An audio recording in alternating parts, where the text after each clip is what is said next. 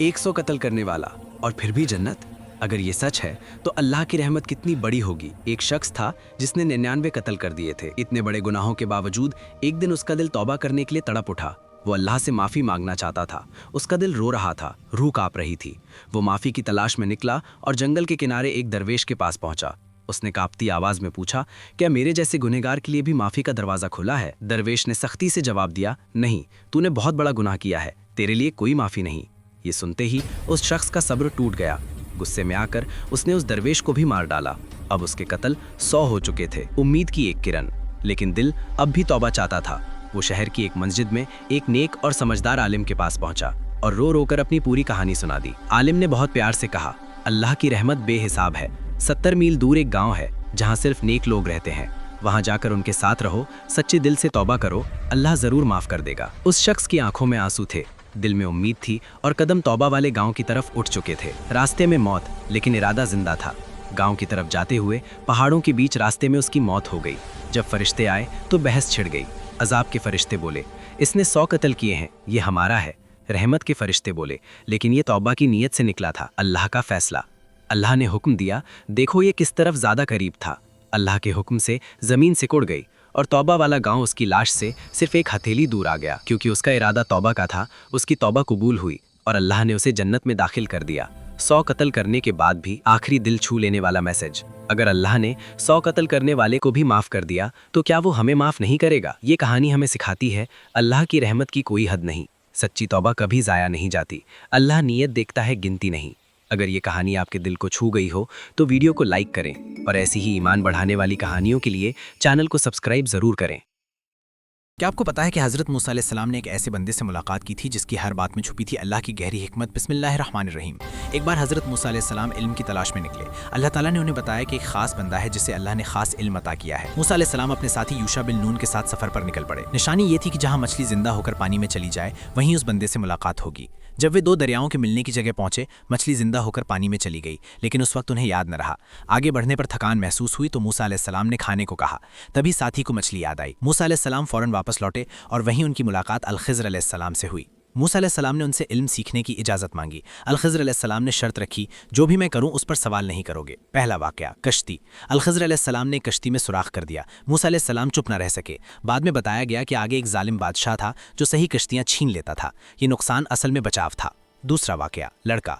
उन्होंने एक लड़के को मार दिया। मूसा अलैहिस्सलाम हैरान हो गए। बाद में राज खुला कि वो लड़का बड़ा होकर अपने नेक माँ बाप को गुमराही में डाल देता। तीसरा वाक़या, दीवार। एक गांव में उन्होंने गिरी हुई दीवार बिना मजदूरी ठीक कर दी। वजह यह थी कि नीचे 2 यतीम बच्चों का खजाना छुपा था ताकि वो उनके बड़े होने तक महफूज रहे।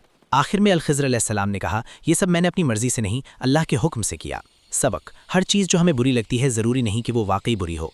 अल्लाह की हिकमत हमारी समझ से कहीं ज़्यादा गहरी होती है। सब्र और यकीन, यही ईमान की पहचान है। अगर ये वाक़या आपको पसंद आया हो तो लाइक करें, चैनल को सब्सक्राइब करें और इस इल्मी बात को आगे शेयर करें। एक छोटी सी चींटी और एक महान बादशाह नबी। अल्लाह ताला ने हज़रत सुलेमान अलैहिस्सलाम को एक बहुत बड़ी नेमत अता की थी, जानवरों और परिंदों की ज़बान समझने की ताकत। एक बार हज़रत सुलेमान अलैहिस्सलाम अपनी शानदार फौज के साथ सफ़र पर थे। इस फौज में इंसान, जिन और परिंदे शामिल थे। जब ये लश्कर एक चींटियों की घाटी से गुजरा तो अल्लाह की कुदरत से सुलेमान अलैहिस्सलाम ने एक चींटी की आवाज़ सुनी। चींटी बोली, ऐ मेरी कौम, अपने बिलों में दाखिल हो जाओ, कहीं सुलेमान और उनकी फौज तुम्हें अनजाने में कुचल न दे। ये सुनकर हज़रत सुलेमान अलैहिस्सलाम मुस्कुरा दिए। उनका दिल शुक्र से भर गया। उन्होंने फौरन दुआ की, ऐ मेरे रब, मुझे तौफीक दे कि मैं तेरी नेमतों का शुक्र अदा करूं और ऐसे नेक अमाल करूं जिनसे तू राजी हो जाए। हज़रत सुलेमान अलैहिस्सलाम ने अपनी फौज को रोका ताकि किसी चींटी को भी नुकसान न पहुंचे। इस वाक़ये से मिलने वाले सबक, छोटी मखलूक भी अल्लाह की नज़र में अहम है। असली ताकत रहम और इंसाफ में है। शुक्र और विनम्रता नबियों की पहचान है। हुकूमत वही बेहतर है जिसमें कमज़ोर महफूज हों।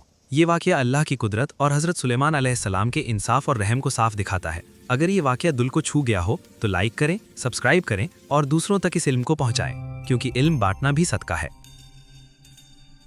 लोग कहते हैं कि करबला में इमाम हुसैन की किसी ने मदद नहीं की, मगर हकीकत यह है कि वहाँ मदद की कमी नहीं थी, इजाज़त की कमी थी। कहा जाता है कि करबला के वक्त जाफ़र जिन मौजूद था। आशूरा के दिन वो जश्न मना रहा था कि अचानक उसके तख्त के नीचे से 2 जिन रोते हुए निकले। उन्होंने कहा, मालिक, करबला से गुजरे तो मौला हुसैन के जिस्म पर जख्म देखे, उन्हें दबाया जा रहा है, सताया जा रहा है। जाफ़र ने जश्न रोक दिया, तलवार निकाली, जंग की वर्दी पहनी और अपनी फ़ौज के साथ करबला की ओर बढ़ा। वहाँ अजीब मंजर था। नबियों, रानियों और जिन्नात की कतारें मौजूद थीं। जाफ़र सोचने लगा मौला तक कैसे पहुंचा जाए। तभी सदा आई, जाफ़र मेरे पास आओ। जाफ़र कांपते दिल से बोला, मौला इजाज़त दे मैंने एक पल में राख कर दूं। तो इमाम हुसैन ने फरमाया, नहीं जाफ़र, ये अल्लाह की मर्जी है। इमाम हुसैन बेबस नहीं थे, एक इशारे से सब कुछ बदल सकते थे, मगर उन्होंने सब्र चुना ताकि क़यामत तक के लिए हक और बातिल का फ़र्क वाज़ेह हो जाए।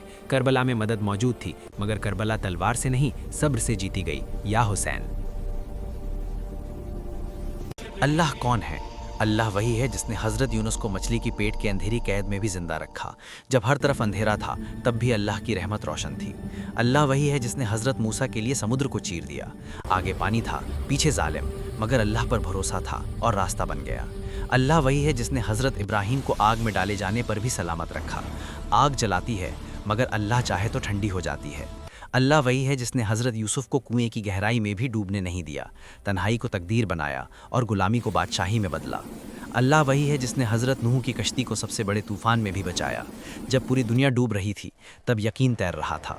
अल्लाह वही है जिसने फ़िरौन के शरीर को हज़ारों साल तक सुरक्षित रखा ताकि दुनिया देख ले ताकत का अंजाम क्या होता है। अल्लाह वही है जिसने अब्राह की फ़ौज को छोटी सी चिड़ियों से तबाह कर दिया, बता दिया कि फ़ौजों की नहीं कुदरत की चलती है। अल्लाह वही है जिसने पूरी दुनिया को 6 दिनों में बनाया, ज़मीन, आसमान, इंसान और तकदीर। नतीजा, अगर अल्लाह ने उस वक्त मदद की जब हालात नामुमकिन थे, तो आज भी वो तुम्हें देख रहा है।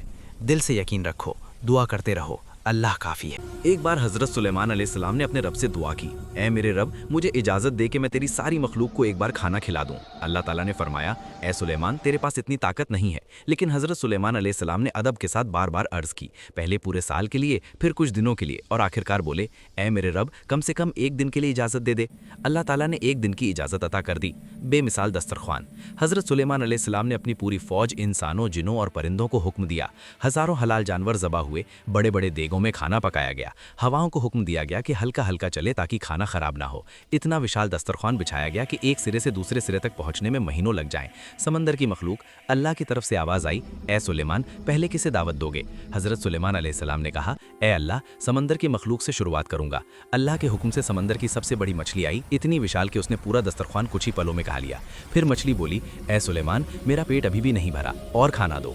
हज़रत सुलेमान अलैहिस्सलाम हैरान रह गए। मछली ने कहा, मैं रोज़ 3 बार इतना ही खाती हूँ, मेरा रब मुझे कभी भूखा नहीं रखता। आज जब तूने मेरे रिज़्क की जिम्मेदारी ली तो मैं भूखी रह गई। सजदा और समझ। ये सुनते ही हज़रत सुलेमान अलैहिस्सलाम सजदे में गिर पड़े और बोले, तू पाक है ए मेरे रब, तू ही महान है, तू ही रिज़्क देने वाला और पालनहार है। इंसान को कभी ये गुमान नहीं करना चाहिए कि खाना पानी उसकी ताकत से आता है। असली रिज़्क का मालिक सिर्फ तू है। सबक, रिज़्क हमारी मेहनत, ताकत या दौलत से नहीं, अल्लाह के हुक्म से आता है। इंसान सिर्फ जरिया है, देने वाला सिर्फ अल्लाह है। हर हाल में तवक्कुल रखें, भरोसा रखें और रिज़्क उसी से मांगे।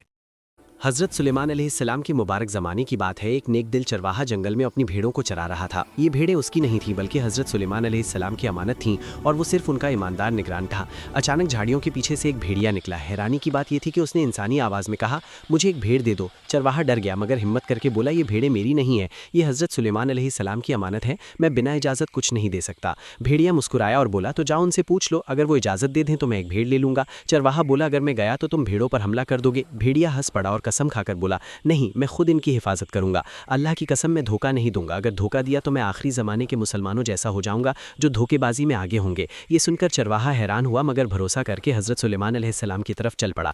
रास्ते के 3 हैरान कर देने वाले मंजर। रास्ते में उसने 3 अजीब नज़ारे देखे। पहला नज़ारा, एक गाय अपने ही बछड़े का दूध पी रही थी। चरवाहा रुक गया और बोला, सुभान अल्लाह, ये तो मैंने कभी नहीं देखा। दूसरा नज़ारा, कुछ लोग फटे पुराने कपड़े पहने हुए थे मगर उनके हाथों में सोने की थैलियाँ थीं। वो बोला, ये कैसे लोग हैं, सोना है मगर हालत फ़कीरों जैसी। तीसरा नज़ारा, एक साफ पानी का चश्मा बह रहा था मगर उसमें से इतनी बदबू आ रही थी कि करीब जाना मुश्किल था। इन सब बातों को दिल में संजोए वो आगे बढ़ता रहा। हज़रत सुलेमान अलैहिस्सलाम की अदालत में आखिरकार वो हज़रत सुलेमान अलैहिस्सलाम के पास पहुंचा और भेड़िए की पूरी बात बयान की। हज़रत सुलेमान अलैहिस्सलाम ने फरमाया, ठीक है, उसे इजाज़त है, वो एक भेड़ ले सकता है। फिर चरवाहे ने अदब से कहा, ए अल्लाह के नबी, रास्ते में मैंने 3 अजीब नज़ारे देखे हैं, उनकी हकीकत क्या है? हज़रत सुलेमान अलैहिस्सलाम ने गहरी नज़र से देखा और फरमाया, पहला नज़ारा आखिरी ज़माने की निशानी है। इस दौर में कुछ माएँ अपने ही बच्चों को फितनों में छोड़ देंगी ताकि खुद दुनिया का फ़ायदा उठा सके। दूसरा नज़ारा उन लोगों का है जो हराम कमाई करते हैं। हराम माल में कोई बरकत नहीं होती। आखिरी ज़माने में हराम आम होगा और बरकत उठ जाएगी। तीसरा नज़ारा झूठे आलिमों और नकली धार्मिक लोगों का है। ज़ाहिर में पाक और सुंदर मगर अंदर से दुनिया की लालच और गंदगी से भरे हुए। ये सुनकर चरवाहे की आंखों में आंसू आ गए। वो बोला, या अल्लाह, मुझे और मेरी नस्लों को आखिरी ज़माने के फितनों से बचा लेना। कहानी का आखिरी और सबसे बड़ा सबक, जब चरवाहा वापस जंगल पहुंचा तो उसने देखा कि भेड़िया सच में पूरी ईमानदारी से भेड़ों की रखवाली कर रहा था। न किसी भेड़ को नुकसान पहुंचा, न किसी को डराया। चरवाहे ने कहा, हज़रत सुलेमान अलैहिस्सलाम ने इजाज़त दे दी है, तुम कोई भी भेड़ ले सकते हो। भेड़िए ने पूरे रेवड़ को ध्यान से देखा और आखिरकार एक कमज़ोर और बीमार भेड़ को चुना। चरवाहा चौंक गया, इतनी सारी मोटी और तंदुरुस्त भेड़ें हैं, तुमने यही क्यों चुनी? भेड़िए ने गंभीर आवाज़ में कहा, क्योंकि ये अपने रब की याद से गाफिल थी। जो अल्लाह की हम्द और तस्बीह से गाफिल हो जाए वही सबसे बड़े फितने में होता है। ये कहकर भेड़िया जंगल की तरफ चला गया। चरवाहा देर तक खड़ा सोचता रहा और बोला, अगर जानवर भी अल्लाह की याद की कदर जानते हैं तो इंसान क्यों गाफिल हो जाता है?